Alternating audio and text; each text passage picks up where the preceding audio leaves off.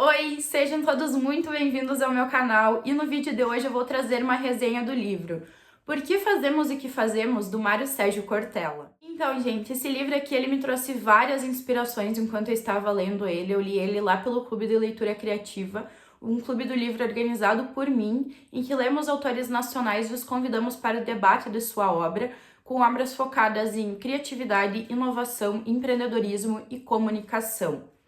Então, a leitura da vez foi o livro do Mário Sérgio Cortella, o que me trouxe vários insights, vários pensamentos, várias reflexões que eu quero compartilhar com vocês nesse vídeo aqui.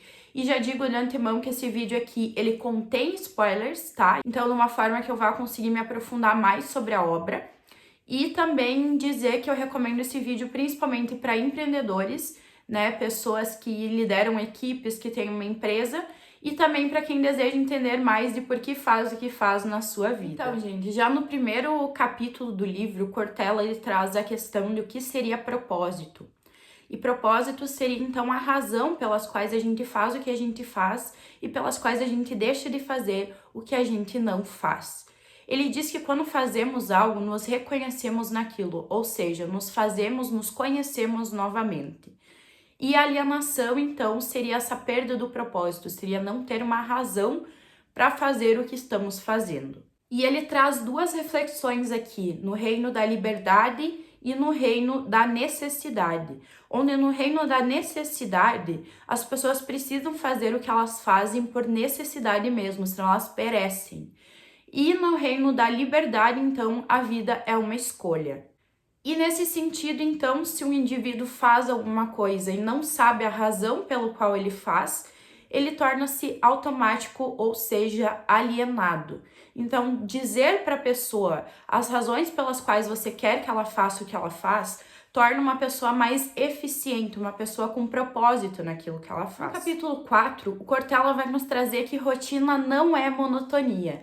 Ele explica que, na verdade, a rotina é o processo de tornar as coisas organizadas, são as etapas pelas quais aquele processo vai ser concluído, de forma que todas as etapas como da maneira como devem ocorrer e que o processo possa, então, ser finalizado de maneira efetiva. E na página 39, o Cortella traz uma reflexão bem interessante sobre essa questão da rotina.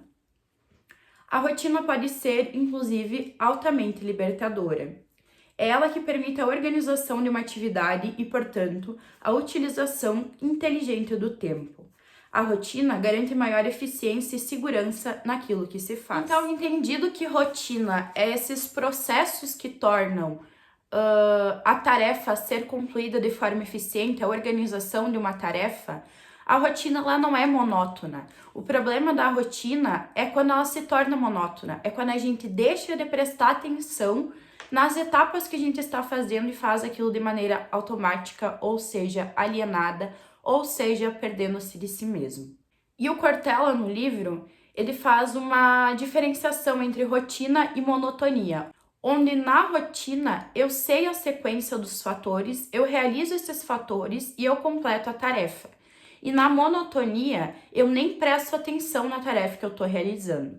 Então, segundo Cortella também, a monotonia seria a morte da motivação. E quando você se distrai em uma tarefa, é sinal que ela se tornou automática, ou seja, monótona. No capítulo 5, Cortella traz uma reflexão bem interessante sobre a autoria da própria obra, onde numa vida com propósito, somos autores da nossa própria obra, e numa vida alienada não se tem nem a percepção de autoria sobre a própria obra. Ou seja, em uma vida alienada não se tem percepção autoral. E isso volta a conversar com o que ele disse lá no início do livro sobre o reino da necessidade e o reino da liberdade, onde no reino da liberdade a vida é uma escolha, onde eu posso escolher escrever a minha própria história. E no reino da necessidade, então, é uma coisa incutida, em que eu preciso seguir aquilo e muitas vezes nem questionar aquilo que me foi me imposto, porque eu preciso fazer as coisas de maneira automática, senão eu não sobrevivo. No capítulo 6, o Cortella fala que nós fazemos o trabalho, mas que em boa medida o trabalho também nos faz. Isso acontece quando esse trabalho nos agrega em competências e em habilidades. Ele também fala sobre o planejamento de carreira, né? O quanto algumas coisas são meticulosamente trabalhadas para serem efetivamente chegados àqueles resultados, e o quanto outras coisas são circunstanciais, o quanto aproveitar as oportunidades que a vida está nos colocando pode ser extremamente satisfatório na hora de adquirir um repertório intelectual mesmo. No capítulo 7, o Cortella ele fala sobre a origem da motivação, em que ele diz que a motivação é algo subjetivo, ou seja, que parte do sujeito. Uma pessoa, por exemplo, eu como líder de equipe, eu posso incentivar, eu posso impulsionar, eu posso dar exemplo para minha equipe, mas eu jamais posso a motivar. Se elas não tiverem dentro delas a vontade de crescer e de se motivarem, não adianta o que eu faça para motivá-las, porque isso é algo que deveria partir delas.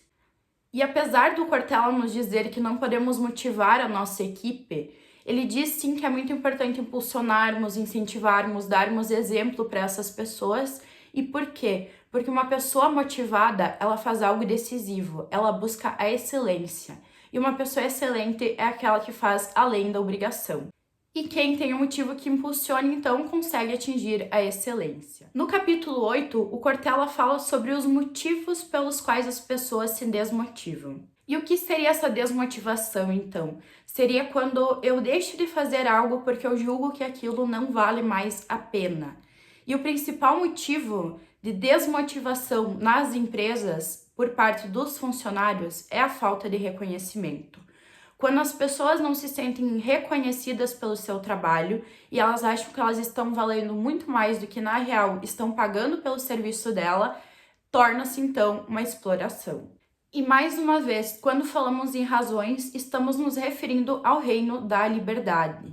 Esse propósito no reino da liberdade, ele reordena as nossas ações, ele faz com que as nossas ações sejam guiadas pelo nosso propósito, se assim a liberdade nos permitir. E no capítulo 10 é muito interessante porque o Cortella fala sobre a ética do esforço.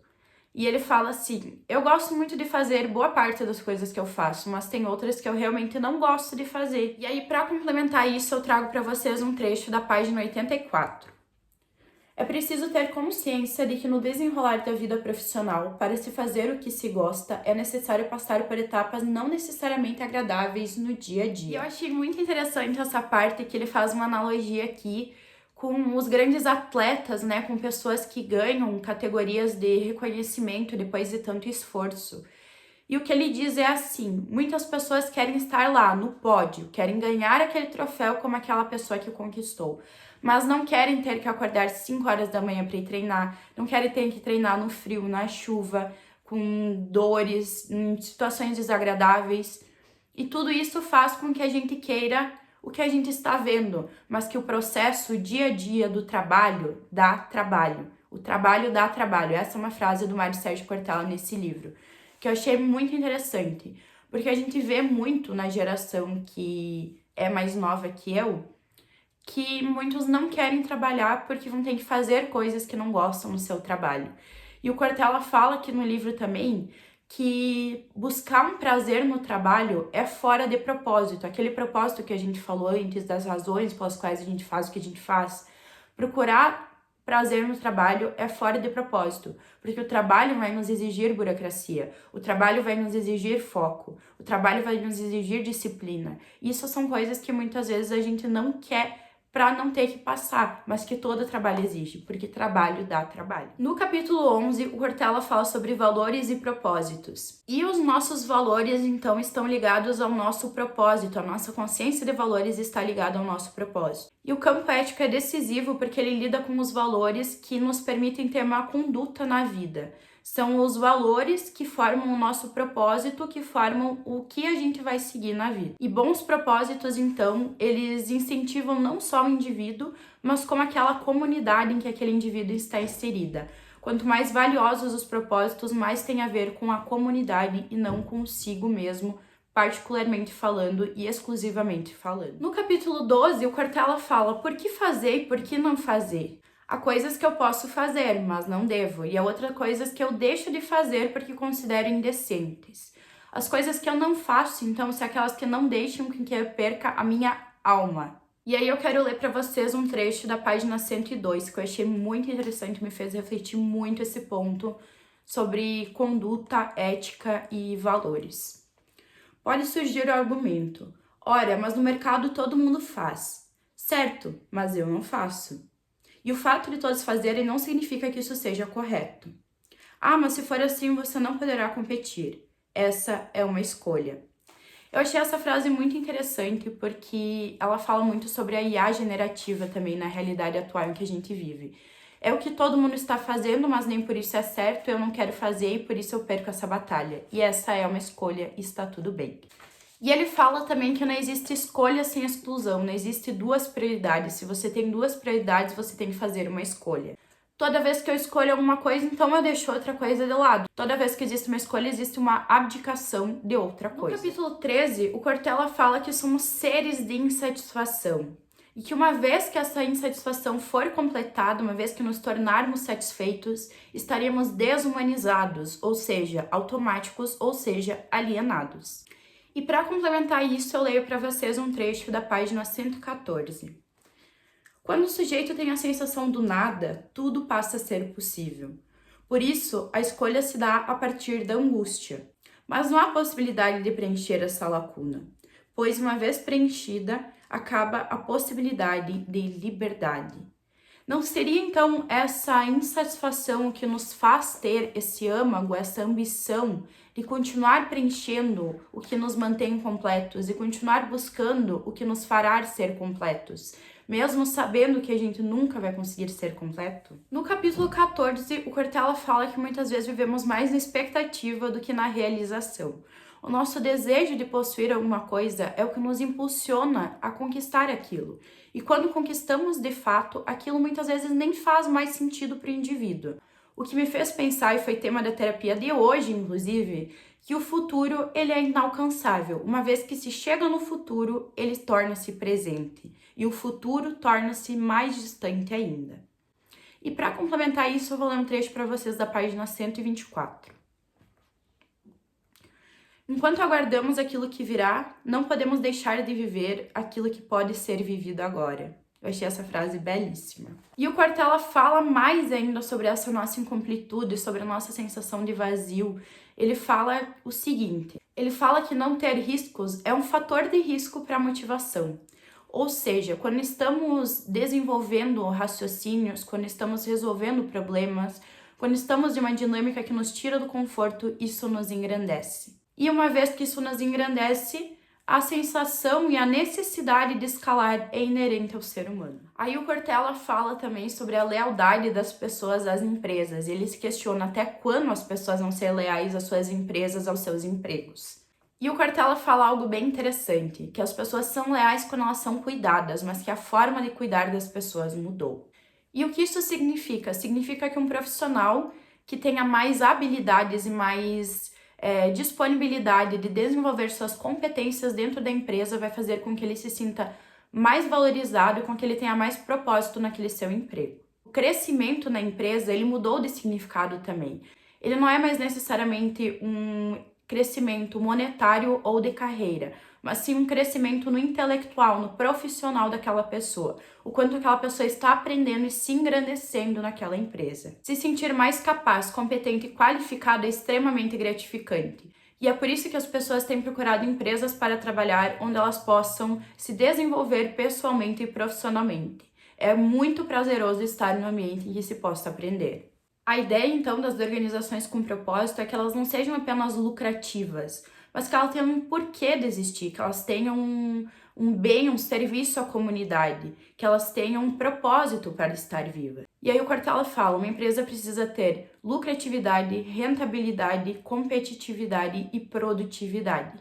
Mas, além disso, ela também depende de como que ela maneja os conhecimentos humanos que ela tem na empresa, como que ela maneja a mão de obra que ela tem na empresa. E o Cortella finaliza, então, falando assim, quem aprende a aprender ganha autonomia, e dispor de talentos requer relações que sustentem essa base.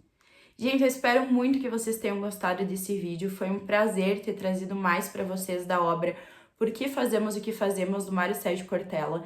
Esse livro com certeza abriu minha cabeça em vários sentidos sobre alienação, sobre por que fazer o que fazer, por que não fazer o que não fazer.